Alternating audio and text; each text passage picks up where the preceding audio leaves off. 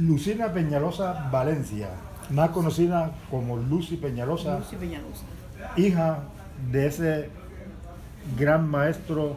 Antonio María Peñalosa Cervantes. Sí, Nacido en Plato, Magdalena. sí. ¿Qué recuerdos tiene de su padre? Muchísimos. Los principales, los más emotivos. Los artísticos. Sí. ¿Qué Gran puede- compositor. Sí. No solamente Te olvidé, la cumbia Chambacú la escribió cuando Juan Zapata Olivella escribió Chambacú, Corral de Negros. Adiós Fulana. Un berejú que yo canté cuando tenía 10 años, lo grabé con él, con la orquesta Sonoluz, se llamaba Flores de la Montaña. Una jota sangrienta que se llamó Fidelina, la chocuana, que después la grabó otro muchacho acá, Nando Barrios. Y todo lo que él hizo en la Universidad del Atlántico. Dejó un legado musical inmenso y una cantidad de discípulos. Entre ellos Justo Alvario, uno de los mejores saxofonistas del mundo. El maestro Sumaqué también tuvo que ver con él. Leonor González Mina, cuando recién comenzaba su carrera, ella le grabó 2 temas a él, Chambacú y Adiós Fulana. Y Chambacú ganó premio en Osaka, Japón. Después, posterior, lo grabó Totola Momposina. Bueno, recuerdo del maestro Peñalosa, cómo empezó su vida artística, cómo fueron sus primeros años, cómo era en el entorno familiar. Bueno, en el entorno familiar, lo normal. Una persona normal, común y corriente. Él inició sus primeros pasos en el Magdalena con su cuñado trompetista, Pepe Posteraro, un italiano. Y después estuvo en Barranquilla. Prácticamente mi papá hizo casi toda su carrera musical al principio en Barranquilla. Luego viajó a Bogotá y allá siguió con otro tipo de orquestas. Él mismo formó orquestas, formó grupos. En alguna oportunidad dirigió la Sinfónica de Colombia. Hizo muchas cosas el maestro. ¿Estudió música en dónde? Él estudió música aquí en Colombia. No me acuerdo del profesor de él. Era un profesor extranjero, pero no recuerdo su nombre. Y era un gran músico, arreglista. Sabía mucho de armonía. Anécdotas. Una de las más simpáticas. En una oportunidad, yo llegué a la Universidad del Atlántico y varios de mis hermanos que no vivían en Barranquilla me dijeron que yo tenía que sacar mi documento de identidad. Pero cuando yo llegué allá pregunté, por favor, el maestro. Me dice, usted es la hija. Porque de los hijos de él, yo soy una de las que más se parece físicamente. Entonces me dice, véalo, ahí viene. Y cuando llegué, digo, papá, yo no tuve necesidad de registrarme con cédula ni con nada. Me dijo, no, mija, tú eres sello de garantía. Mi papá era muy chusco. Le gustaba mucho bromear. Era una persona de sentido del humor. Algo que yo heredé fue eso, el sentido del humor. ¿Qué le inspiraba? ¿Cómo se inspiraba? ¿Cómo manifestaba cuando estaba inspirado? Mi papá era muy observador. Eso fue algo que yo le heredé. Muy observador de su entorno, de las costumbres de la gente, de los paisajes. Era una persona que amaba la naturaleza, porque él se crió en el campo. La mamá de él, Fermina Cervantes, era una mujer campesina. Y él se crió en los campos. ¿Se acuerda de la zona bananera del Magdalena? Bueno, cuando esa época él estaba allá y a él le encantaba el campo. Soñaba con las flores, le encantaba el mar. Amaba la comida, sobre todo la comida típica. Su interacción con otros artistas, ¿cómo fue? ¿A quiénes recuerda? Bueno, fue muy amigo de Lucho Bermúdez y de Matilde Díaz. Una de sus hijas del segundo matrimonio es ahijada de Matilde Díaz. Fue muy amigo de Pacho Galán, de Armando Galán, el hijo de Pacho, que fue profesor con él en la Universidad del Atlántico, con Carlos Julio Ramírez. Carlos Julio Ramírez le grabó un merecumbé que se llamó Tu Cabellera. Carlos Julio Ramírez fue un gran tenor colombiano de Bogotá. Él llegó a filmar películas y él fue muy amigo de mi papá también. Víctor Hugo Ayala, los cantantes de aquella época, cuando yo era muy niña. ¿En la docencia cómo era? Práctico. Sí. Le gustaba interactuar con el discípulo. Y realmente cuando él veía que había alguien, porque usted sabe que hay discípulos que llegan a una escuela de música creyendo que eso es una cosa pasajera. No, la música es algo muy profundo. Y cuando él veía que verdaderamente aquella persona tenía disposición, mi papá era capaz de regalarle las clases sin cobrarle un peso. Uno de sus alumnos, el maestro Conrado Marrugo, y otro de sus alumnos, pues, como le dije, Justo Almario, el conjuntico no quería nada. Justo es quizás de las personas que más anécdotas tiene del maestro Peñalosa. Daniel Moncada Salazar, un gran pianista barranquillero, porque mi papá estuvo muy, muy conectado con la ciudad de Barranquilla. Y puedo decir, sin lugar a equivocarme, fue la única ciudad que verdaderamente valoró el trabajo del maestro Peñalosa, Barranquilla. Yo le estoy muy agradecida al pueblo barranquillero. Amo esa ciudad por todo lo que hizo con la música de mi papá, por todo lo que lo valoró, por todo lo que lo quiso. Y allá murió. Bueno, su vida en el exterior, sus salidas, sus presentaciones, ¿qué recuerdos tiene de ella? Mi papá no salió mucho de Colombia. Él estuvo en Sudamérica, creo que estuvo una sola vez en los Estados Unidos porque mi papá era amante del jazz, como yo. A él le gustaba mucho el jazz. Tuvo contacto con el director del grupo Iraquere. Alguna vez estuve en una conferencia con él. Y cuando el Festival de Música del Caribe, aquí tuvo la oportunidad de hablar con Tite Curé de Alonso y le rindieron un homenaje a él y a Leonor González Mina. El mismo día que le rindieron el homenaje a él, se lo rindieron a Leonor González. Lastimosamente Cartagena acaba con todo lo bueno que tiene la ciudad. Fue uno de los mejores programas, una de las mejores cosas que tuvo Cartagena, el Festival de Música del Caribe. Yo doy fe de eso. Bueno, con los alumnos, la interacción con los alumnos en una clase, ¿cómo era la manera de enseñar del maestro? Divertida. Porque él les decía, por ejemplo, hoy nos vinieron a estudiar. Ya les puse 4 o 5 lecciones de la misma cosa. Hoy vinieron fue a rebuznar. Los alumnos se morían de la risa porque él lo decía con mucha gracia. Uno de los alumnos le dijo, maestro, yo llevo la música en la sangre. Él le decía, sí, pero tú tienes muy mala circulación, porque el muchacho no tenía muy buen oído.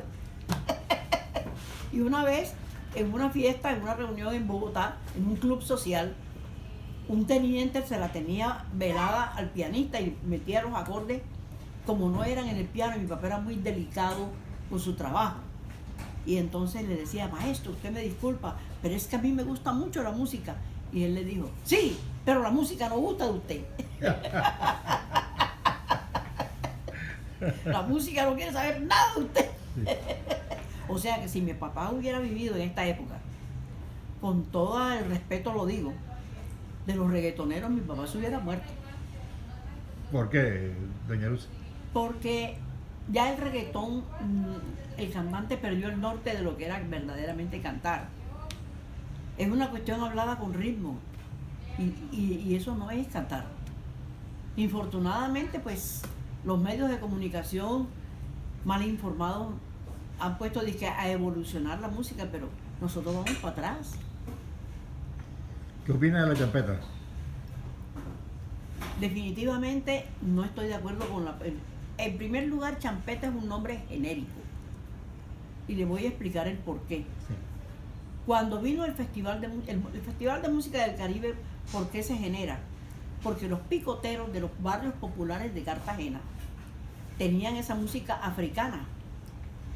Entonces hubo 3 personas aquí en Cartagena, el Mono Escobar, un periodista cartagenero, se me escapa el nombre, Amaury Muñoz. Amaury Muñoz, y Pacos, un gringo que era el dueño de Pacos, se pusieron de acuerdo para traer esos grupos, la gente los viera.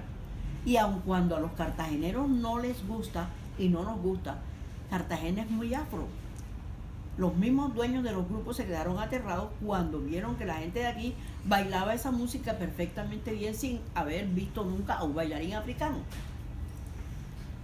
¿Qué pasó con la champeta? ¿Qué es la champeta realmente? La champeta es un cuchillo intermedio para escamar el pescado. Eso es champeta. Entonces eso, como se escuchaba en el mercado y dentro de la gente popular, los medios de comunicación empezaron a decir champetú y a decir champeta, champeta, champeta, champeta. Pero esos son, la champeta en sí, son fusiones rítmicas. Mento haitiano, tumba haitiana, sucus africano. Eso no tiene nada que ver con nosotros. Esa música es foránea completamente. Entonces la trajeron acá y los medios de comunicación empezaron a regar champeta, champeta, champeta y se quedó. Pero el término champeta es un nombre genérico como el de la salsa. La salsa también fue una fusión de muchos ritmos, puertorriqueños, dominicanos, cubanos, ¿no? Y entonces hicieron una mezcla y yo no sé si usted se acuerda de la Fania All Star. Yo era adolescente cuando la Fania All Star estaba en todo su apogeo. Bueno, el término salsa tampoco existe, es un nombre genérico que ya se generalizó, la gente se acostumbró a decirlo, pero no es un ritmo como tal. ¿Hacia dónde cree usted va la música salsa y la champeta? La música salsa tiene una estructura musical. No todo el mundo sabe escribir salsa porque es una fusión entre muchos ritmos bien acompasados, armonía, porque tiene piano y bajo, tiene las trompetas, tiene los trombones, pero la champeta yo no le veo nada. Es una máquina tin, tin, tin, tin, tin, con distintos sonidos y una persona diciendo una cantidad de cosas que no tienen ningún sentido, nada. El pico se arregló, el pico se dañó el pico. ¿Usted cree que eso es música? Bueno, doña Lucy, retomando entonces el tema que nos ocupa desde el comienzo, el maestro Antonio María Peñalosa, siempre se ha dicho que los músicos no son, pues bueno, lo suficientemente remunerados, para no decir que son bien remunerados.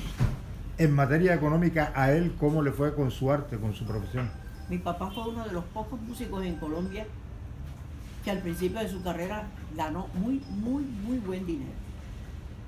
Mi papá compró prácticamente cuando yo fui niña, porque mi vida se parte en dos cuando mi mamá muere. Mi mamá murió cuando yo tenía 3 años y yo me fui a vivir con la familia materna. Después yo regresé a la casa de mi padre, tenía una mansión en Bogotá, en Chapinero, cuando Chapinero era lo más elevado que tenía Bogotá. ¿Por qué? Porque él estaba dentro de los primeros lugares de farándula. Él estaba a la altura del maestro Lucho Bermúdez. Después fue a Medellín, que fue cuando lo contrataron como director de la orquesta Sonolux. Entonces vivíamos él vendió la casa de Bogotá, compró una mansión en Medellín con piscina a bordo. Allí viví yo como hasta los 10 años. Después fue a San Andrés, compró un chalet y ahí volví yo a desconectarme de mi padre. Nuevamente retomé mi vida con la familia de mi mamá y me quedé con la familia de mi mamá. Me lo reencuentro ya cuando soy adulta. Entonces es cuando ya lo puedo disfrutar de una manera mejor. Puedo conversar con él. Teníamos muchos puntos en común. Nos gustaba a ambos porque mi papá fue quien me puso a estudiar ballet clásico cuando niña. Yo estudié ballet clásico y nos encantaba escuchar música clásica. Y el compositor de él era el mío, el compositor clásico que más le gustaba, Tchaikovsky. Y en el jazz, lo que más le gustaba a mi papá era la orquesta de Stan Kenton. Teníamos gustos muy similares, sin haber estado todo el tiempo juntos. Era como una cuestión genética. Bueno, ¿cómo fueron los últimos tiempos del maestro Peñalosa? Yo diría muy buenos. Él vivía entre Cartagena y Barranquilla. Él venía a visitarme aquí, se iba para Barranquilla, venía aquí, se iba para Barranquilla, venía aquí, hasta cuando, bueno, ya por sus años, ¿no? Mi papá murió de 89 años, iba a cumplir ese año 90 años. Le dio un infarto y murió. ¿Cómo cree que perciben las nuevas generaciones el recuerdo del maestro Antonio María Peñalosa? El maestro Antonio María Peñalosa, no sé la razón, no la entiendo, no ha sido realmente captado en toda su magnitud como músico, solamente dentro del gremio de músicos, pero el populacho no conoce la obra del maestro Peñalosa como conoció la de Escalona, como conoció la de José Barro, como conoció la de Lucho Bermúdez, la de Pacho Galán. ¿Por qué? Porque mi papá decía en su estructura musical que el músico no estaba para vender música como pan, sino para enseñar a la gente a tener un buen gusto, un oído desarrollado. Quizá por eso no fueron tan populares sus composiciones. ¿Cuáles recuerda? ¿Cuál es la que más le gusta? ¿O las que más le gusta? Me gusta mucho Chambacú. ¿Cómo dice? Chambacú, Chambacú, Chambacú. La historia la escribes tú, porque esa es una cumbia con personajes. Negrita, ¿pa' dónde vas tú? Con tu pelo de escobita, dice la negra. Voy por Manteca, negrita, ¿pa' donde la señora Luz? Negrita, ¿pa' dónde vas tú? Te acompaño a la tenaza. Muchas gracias, muchas gracias. Ahí mismo está Chambacú. Yo la presenté como una revista musical. Entra la cumbia triste y lamentada. Algo operática. Pim, pim, pim, pim, pim. La historia de las murallas. Con sangre la escribió la canalla. Con la pluma del dolor. Con la pluma del dolor. Vertiendo su sangre esclava, a lo lejos se ve la muralla. Y a San Pedro clavé con la saya. Secando a un negro bebé. Secando a un negro bebé. Chambacú, Chambacú, Chambacú, chambaculero, de aquí no me sacas tú, ni comido de bolero. Chambacú, el coro, Chambacú, chambaculero, de aquí no me sacas tú, ni comido del bolero. Entra un redoblar de tambores y suena Chambacú, rum, se cierra la obra. Es una obra teatral folclórica con personajes. Yo tuve la oportunidad de montarla como revista en San José de Costa Rica y en Panamá. Bueno, doña Lucy, de su vida, ¿qué nos cuenta? ¿Qué le caló más del espíritu del maestro Peñalosa a usted como artista? ¿Qué la permeó más? La rítmica. Yo soy muy rítmica para bailar, soy muy rítmica para cantar. Me gusta mucho la cumbia, me fascina la cumbia. Y lógicamente el chandé que hizo mi papá, que para mí es una de las piezas musicales clásicas del pentagrama caribe y del pentagrama colombiano. Yo te amé con gran delirio, con pasión desenfrenada.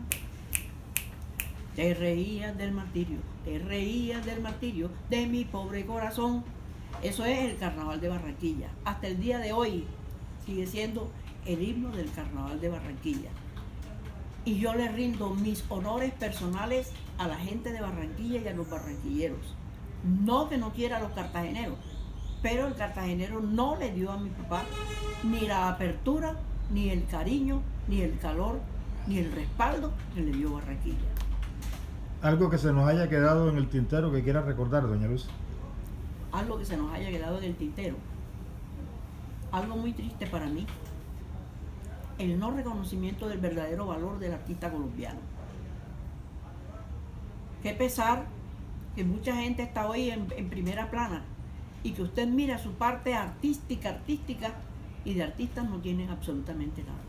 Simplemente son personas que tienen unos buenos managers, una maquinaria como la política y entonces los lanzan barridos. Eso me entristece. De que a pesar de que yo grabé muchas cosas, grabé con mucha gente, tampoco pasó nada conmigo. Eso me entristece un poco.